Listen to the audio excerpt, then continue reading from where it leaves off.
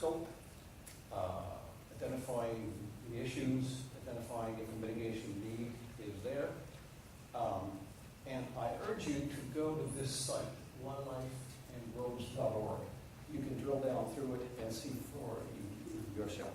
I know that you can't read this, and it wasn't intended that you should. My main intention was to tell you that there is information there at 5 different levels that you can drill down through, and they're connected to one another, so that it's a relatively complete sort of decision guide with reports that you can download.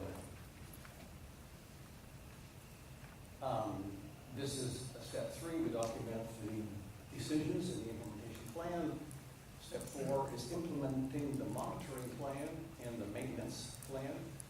And step 5, this is the most neglected part of most projects, and that is evaluating. Does the thing work? I mean, we spend a lot of dollars putting it on the ground. Does it really work? But you've already been through that, and so I'm not going to elaborate on that. Part and parcel of thinking about road projects is thinking about it in an adaptive management fashion. We learn by doing. If we learn by doing, that means we do the hard thinking up front.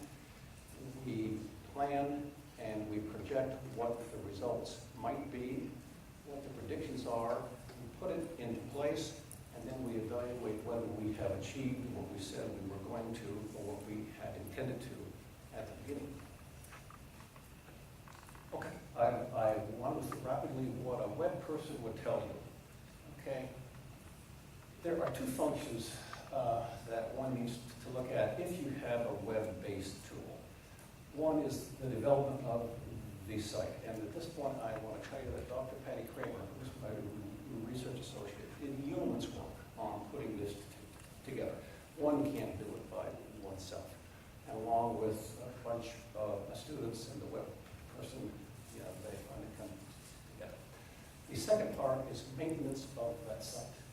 There is a continuum sort of a need for updating with new data, and also fix broken things there. I can tell you from experience, if you're thinking about a web-based site, if you don't commit to the maintenance of that site, you're wasting your time and your money with the development, and you probably shouldn't even start. Because by the time that you have the information there, it's out of date. And within a week or 2, there are broken links. The links that we have within that site go to many, many different other sites. As soon as they change part of their site, the link is broken. If the link is broken, you have to repair it.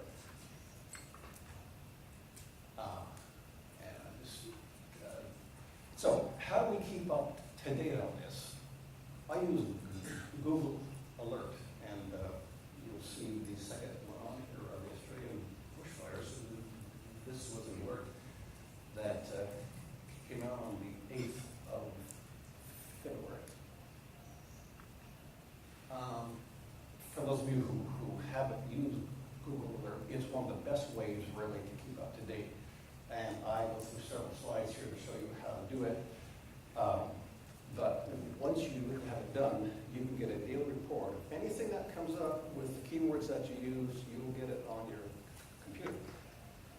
And so when I looked at wildlife and bridges, within 2 or 3 days what came up was this thing on the Sunshine Coast about building or about basically, bridging wildlife habitat. I would never have known that had I not had some alert. Electronic journal access is another way that we maintain and keep up. You can hardly keep up with all of the journals that are coming out, but if you have an electronic access, it comes up on a regular basis when new volumes come out, so one can at least keep up with literature that's coming out. Okay, detecting broken links is one of the major problems that we face, and it truly was a major problem. So there's a free software called Fast Link Checker that one can simply call a download, and you get a report on a regular basis on which links are broken. You go back in and you fix them, so at least the user, when they check in and they want a link and they want to go to that one and it comes out that it's broken, there's nothing more frustrating for somebody trying to download some information. So we try to do that on a basis. Another way is that on the website, what we've done is we've put a report content errors so that people who check in, if they detect a broken link, they then we basically find out. I was asked the question on if you do a website, how do you get noticed? I mean, how is it when you put in wildlife or Google or road ecology or bridges, how can your site come first? Well, it depends upon the leading headers. And if you check our site, anything that relates to road ecology, wildlife, bridges is probably in that title. So that's one way to make sure that the site comes up either first, second, or third, or at least on the first page. Embedded URLs are also part of what Google uses. Photos with a watermark and a mark. One has to be careful though, because people play the game. And so what Google does, they change the algorithm so that sites that come up are basically, they use different criteria. All right.